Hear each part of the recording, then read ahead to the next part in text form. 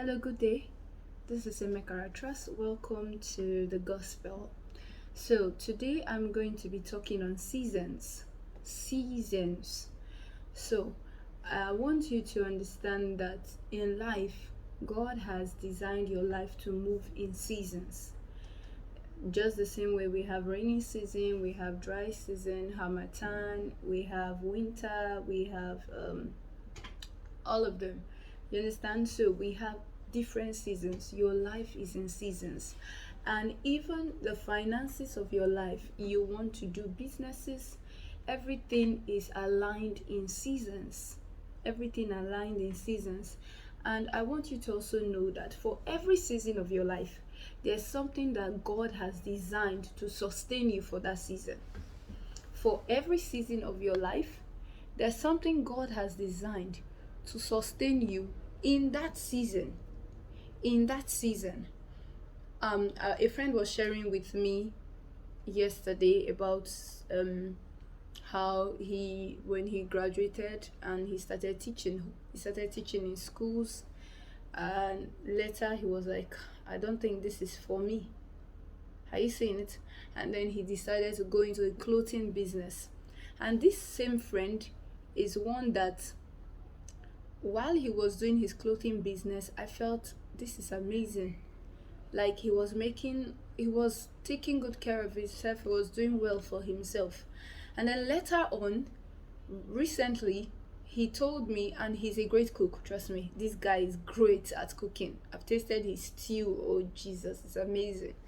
And later he said he wants to do his CV so he can go for the position of a chef in an eatery, an eatery, yeah. So he wanted to go for the position of a head cook, a chef. So I was like, okay, what about your food business? He said lately it has not been doing well. He has tried everything, he has prayed, he has done everything he knows how to do. In fact, even his customers are no longer coming. It's not like this guy is not good business wise, he is. So what was going on? He said at some point he was now wondering, God, are you still in this business? Now, why am I bringing all this up? It's because understand seasons. God is a God of seasons. Do you understand? God is a God of seasons. You need to understand the different seasons of your life. Take for example myself. I'm a jack of many trades. I've done a lot of things in this life. I've made liquid soap and I sold to sustain myself. I made hair for people. I sustained myself. I've gone to churches to do decoration. They pay me when I decorate their altar. That was when decoration was still in vogue. They paid me for that. I made money through that.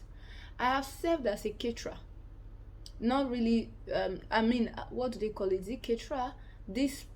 I serve food for, like, I'll go with a caterer who cooks, and then when she finished cooking for an event, I'll join her to cook, and then go and join her for the serving, and then she pays me for serving. I've done that. I've taught home lessons. I've taught only home lessons. Like, I stopped teaching in schools and I taught home lessons. That was a season too. And I have also taught in schools. Are you seeing it? That was a season. And then what have I not done? I've done a lot of things. I've worked in a pure water company. I've done affiliate marketing. I became a business coach. I've taught content creation. I was teaching copywriting, and then I opened my own learn to earn apprenticeship program, and then it was a book club at one time. Is it that I am confused, jumping from one thing to another? No. Did I make profit from all these different businesses I did? Yes. Am I still doing those ones right now? Not exactly. But are those experiences helping me? Of course they are. So in your life, in the process of your life, you have to go through seasons. But the problem comes where we hold on to one season and we don't want to let go. Because you've made profit out of the season, when the season is over, you still want to hold on to it. Maybe because God was the one who led you into that season. God connected me to where I learned how to make liquid soap for free. And I made liquid soap. I sold liquid soap. I made money from liquid soap. But when the season for liquid soap was over, God left that business and I needed to move on. I needed to open my eyes to see the next opportunity He was creating. I needed to open my eyes. But imagine that even while God had moved on to another season, God is calling me into another season, I still held on to the liquid soap that I was used to. How do you think that would have ended up for me? I would have kept calling on God, going to different men of God to pray for my business, whereas the Lord has left it. So understand the different seasons of your life. That business you're doing, you've done it for so and so time, and maybe it's time for you to get a job and work in an organization, because that is what God has for you in this new season of your life. Opportunities are coming for you to take them up, and you're not pushing because you felt in 2020 I made a lot of money from this business, whereas this is 2024 and God has left.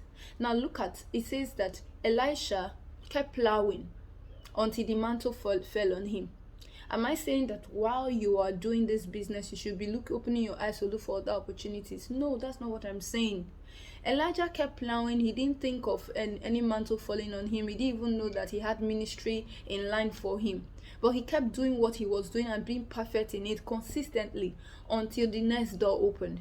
And when the mantle fell on him, he grabbed it and that was it. He ran with it. Now look at Elisha.